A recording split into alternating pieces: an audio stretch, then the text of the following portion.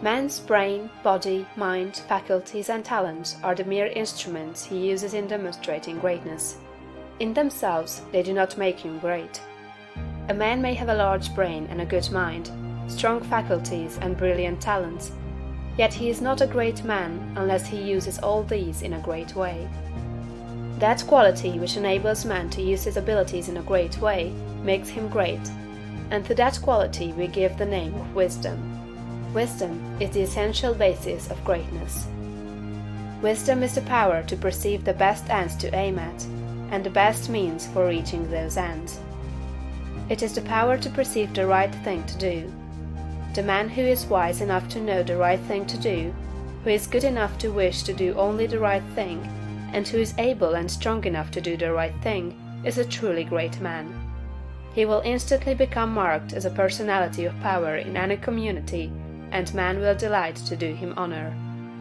Wisdom is dependent upon knowledge. Where there is complete ignorance, there can be no wisdom, no knowledge of the right thing to do. Man's knowledge is comparatively limited, and so his wisdom must be small, unless he can connect his mind with knowledge greater than his own, and draw from it, by inspiration, the wisdom that his own limitations deny him. This he can do. This is what the really great men and women have done. Man's knowledge is limited and uncertain. Therefore he cannot have wisdom in himself. Only God knows all truth. Therefore only God can have real wisdom, or the right thing to do at all times, and man can receive wisdom from God. Abraham Lincoln had limited education, but he had the power to perceive truth. In Lincoln, we see preeminently apparent the fact that real wisdom consists in knowing the right thing to do at all times and under all circumstances, in having the will to do the right thing, and in having talent and ability enough to be competent and able to do the right thing. Back in the days of the abolition agitation, and during the compromise period, when all other men were more or less confused as to what was right and as to what ought to be done, Lincoln was never uncertain. He saw through the superficial arguments of the pro-slavery men.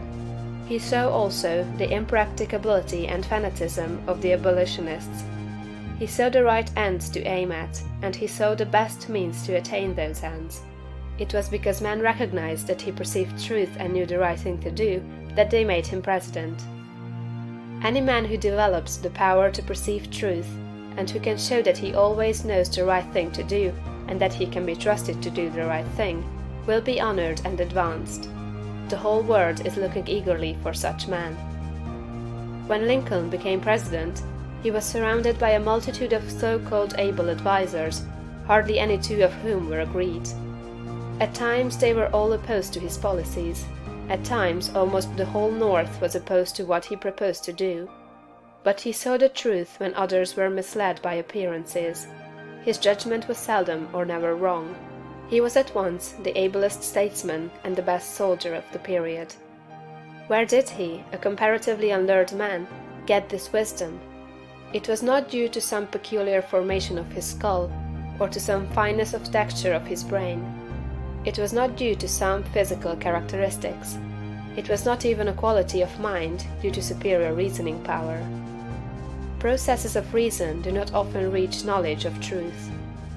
It was due to a spiritual insight. He perceived truth, but where did he perceive it, and whence did the perception come? We see something similar in Washington, whose faith and courage, due to his perception of truth, held the colonies together during the long and often apparently hopeless struggle of the Revolution. We see something of the same thing in the phenomenal genius of Napoleon, who always knew, in military matters, the best means to adopt. We see that the greatness of Napoleon was in nature rather than in Napoleon, and we discover back of Washington and Lincoln something greater than either Washington or Lincoln. We see the same thing in all great men and women.